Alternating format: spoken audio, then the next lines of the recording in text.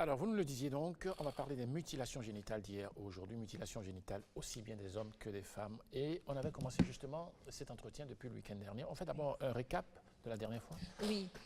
Bonjour Steve encore, bonjour chers téléspectateurs. Moi, je suis contente de vous retrouver encore ce samedi pour parler, même s'il faut parler des sujets qui touchent un peu, voilà, qui touchent un peu à la sensibilité. C'est toujours un plaisir de vous retrouver chaque fois et toutes les fois ce week-end matin. Alors, l'impression de revenir sur un sujet longuement exposé et défendu, et pourtant, il convient d'en parler encore. Parce que au moins 200 millions de filles et de femmes aujourd'hui ont subi des mutilations génitales dans au moins 30 pays, selon un rapport publié en fait par l'UNICEF en 2016. Les résultats de ce rapport sur les mutilations génitales, un problème mondial, précisent que la moitié des filles et des femmes ayant été excisées vivent dans 3 pays, à savoir l'Égypte, qui compte au moins 87% des filles et des femmes ayant subi des mutilations génitales entre 2004 et 2015. L'Éthiopie, avec respectivement 74% des filles et des femmes mutilées dans la même période, et l'Indonésie, avec 49% des filles mutilées avant 15 ans, entre 2010 et 2015. Essentiellement axé sur la circoncision, en fait, les mutilations génitales masculines comptent environ 70 millions d'hommes de plus de 15 ans. Vous le saviez-vous, Steve? Non, je ne savais même pas.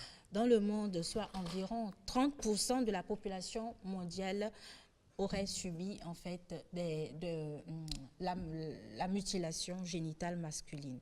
Nous avons abordé la fois dernière les différentes formes d'excision, passant en fait par ce que moi l'une des formes dont je suis terriblement indignée, l'infibulation, voilà, qui consistait en fait à enlever et le clitoris et les petites lèvres et les grandes lèvres, à les recoudre et ne laisser qu'un tout petit orifice en fait, de quoi aller faire ses besoins. Ça. Et comment les pénétrations se font finalement? Exactement, parce que nous allons le voir par la suite, Steve, parce que je disais tantôt, nous allons finir.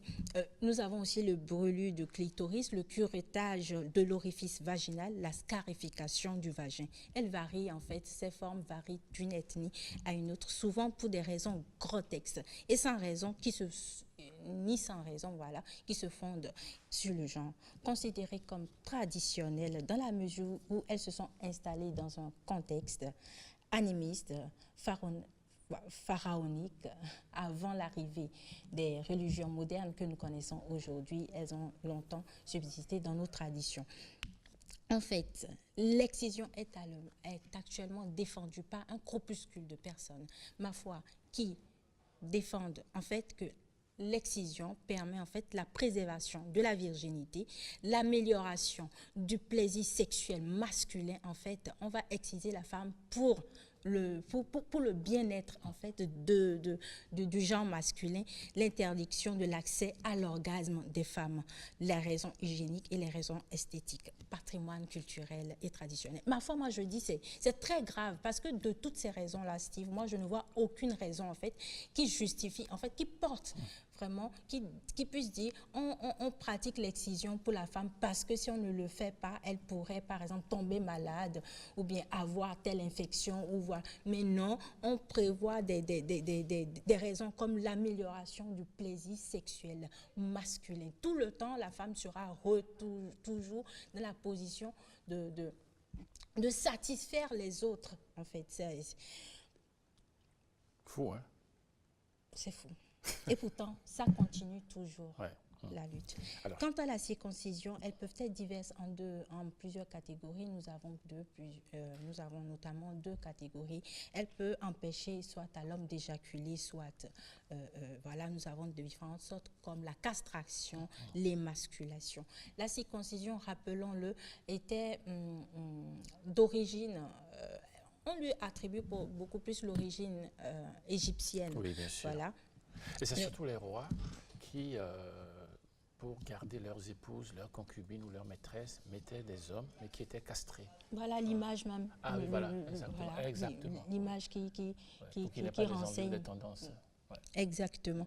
Encore là, il faut le rappeler que elle a été, la circoncision, contrairement à la mutilation génitale féminine, elle a à un moment été guidée par certains préceptes ou certaines conditions religieuses. Ainsi, nous allons voir, par exemple, dans le Nouveau Testament, un seul des 4 évangélistes qui évoque la circoncision de Jésus en disant au 8e jour. Il s'agit bien sûr de l'évangile selon Saint Luc, chapitre 2, verset 21.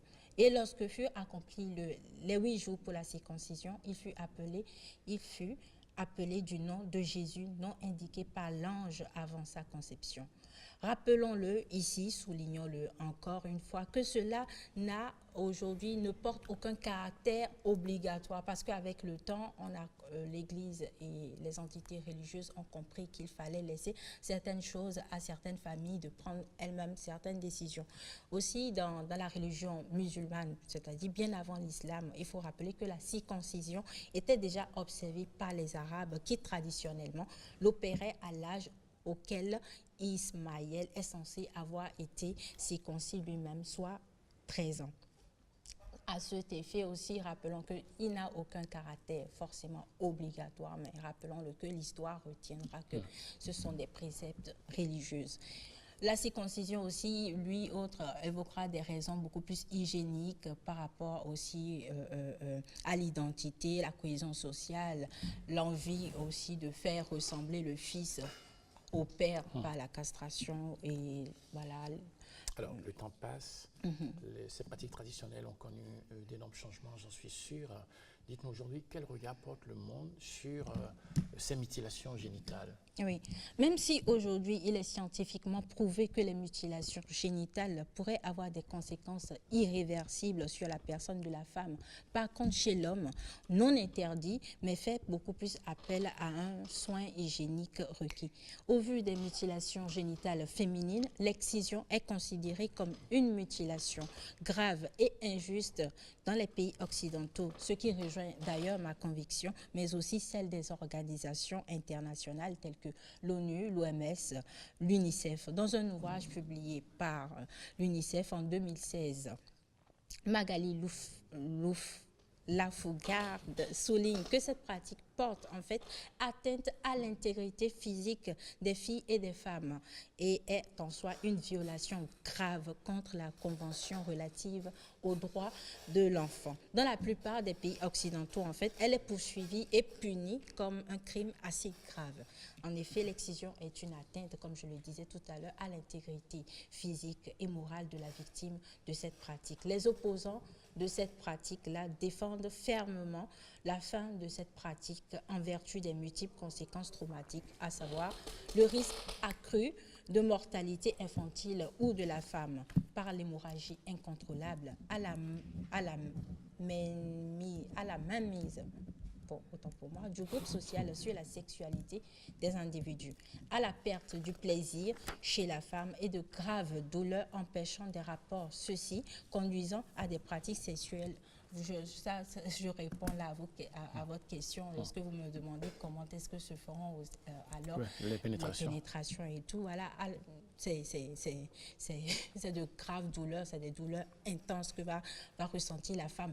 Pendant que le beau monsieur prend du plaisir, ceci aussi va conduire à des pratiques sexuelles violentes au sein des couples. Moi, j'aurais appris même que dans certaines ethnies, lorsque ça n'arrivait pas à passer, il fallait user, par exemple, du corne de bœuf pour ouvrir l'orifice, faire essayer d'ouvrir l'orifice avant que l'homme ne puisse pénétrer. Et en fait, ce n'est pas un animal, la femme, c'est un homme à juste titre que l'homme qui mérite aussi de prendre ses propres décisions par rapport à son corps.